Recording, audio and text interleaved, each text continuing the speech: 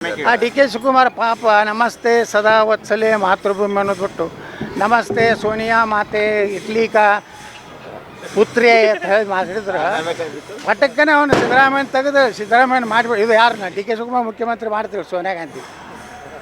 ಭಾರತ ಮಾತೆಗೆ ನಮಸ್ತೆ ಅಂದರೆ ಇವ್ರಿಗೆ ಬ್ಯಾನ್ ಆಗ್ತದೆ. ಇಟ್ಲಿ ಮಾತೆಗೆ ಒಂದು ಇಟ್ಲಿದೇ ಒಂದು ಕಟ್ಟಿ ಅದನ್ನು ಹಾಡ ಕಟ್ಟಬೇಕು, ಕಡೆಗೆ ಇಂಗ್ಲೀಷ್ನಾಗರೆ ಕಟ್ಟಬೇಕು.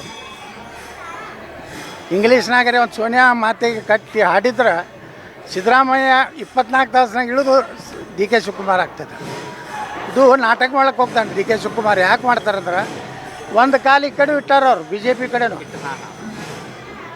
ಪಿ ಕಡೆನೂ ಒಂದು ಚರ್ಚೆ ಮಾಡ್ಯಾರ ಅವರು ಡಿ ಕೆ ಶಿವಕುಮಾರ್. ಅವ್ರ ಹಿಂದೆ MLA ಇಲ್ಲತ್ತು ಬಿಟ್ಟಾರ. ಅದನ್ನು ಹೇಳ್ತೀನಿ ನಿಮ್ಗೆ. ದಿಲ್ಲಿ ಒಳಗೆ ಒಂದು ಚರ್ಚೆ ಆಗೈತೆ ಡಿ ಕೆ ಶಿವಕುಮಾರ್ದು. ನಮ್ಮ ಮಹಾಮಹಿಮ ರಾಜ್ಯಾಧ್ಯಕ್ಷರ ನೇತೃತ್ವದಲ್ಲಿ ಒಂದು 60ರಿಂದ 70 ಕಾಂಗ್ರೆಸ್ MLA ತೊಗೊಂಡು ಬರ್ತೀವಿ,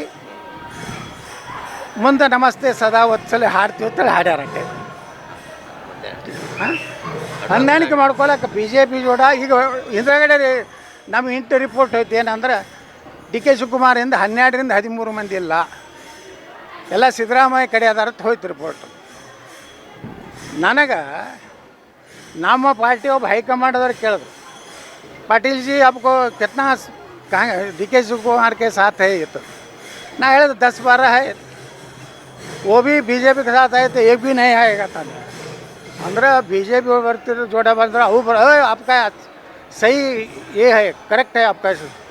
वैसे ही पहला हम कोशिश किए थे डी के शिवकुमार के साथ. विजयेंद्र ने बोले थे, विजयेंद्र जी डिप्यूटी CM डी के शिवकुमार जी कर्नाटक को बेच देते थे, मारे बिಡ್ತಿದ್ರು. ಇಬ್ಬರು ಕೂಡಿಬಿಟ್ರೆ ಮಾರೇ ಬಿಡ್ತಾರೆ.